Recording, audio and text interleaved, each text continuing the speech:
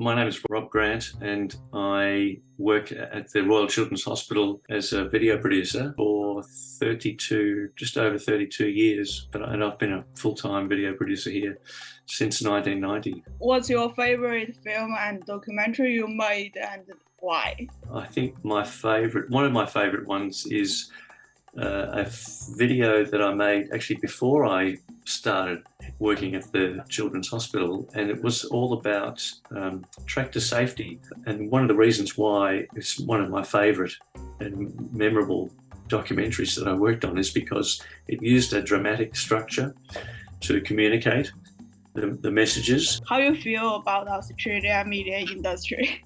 The fact that there are a lot more streaming services now is good, because streaming services are always going to need content. So there's always going to be a need for content, which means opportunity for content makers. What is not a good thing is the government have been lobbied to drop their quotas for Australian content. It's just a product of the changing landscape. It's a market-driven economy, and the market will sort of dictate what content comes to it. And so maybe it's not a bad thing in the long run. It may transfer but never died. Yeah. What you learned at school that you think are the most important things before go to find a job? Teamwork is a big thing. So you do learn teamwork, I think, which is a good thing. You need to be prepared to learn on the job outside film school. Okay. The top 3 features which can make a successful documentary or film. And I think one of the things is a compelling subject or characters. You find them at a turning point in their lives. So if you can film them wrestling with that decision, that I think that's a good starting point for a documentary.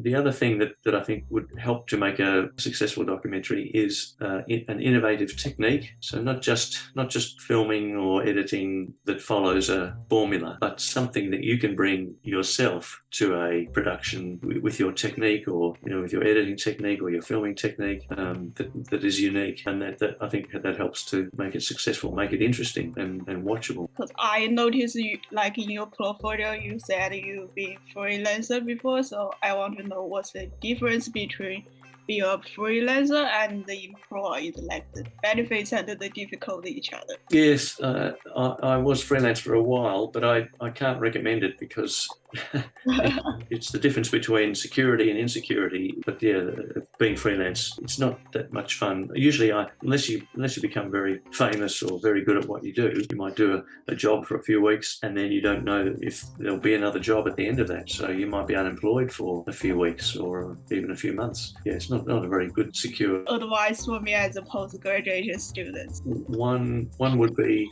watch lots of high quality documentaries. The other thing I would say is learn your craft, which we talked about.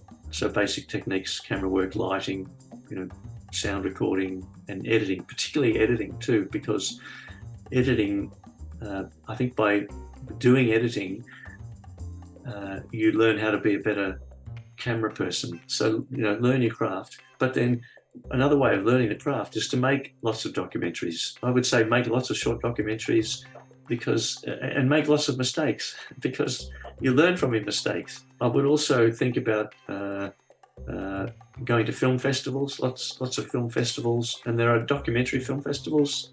But anyway, yeah, good luck, and don't copy other people. Make your own path, forge your own path.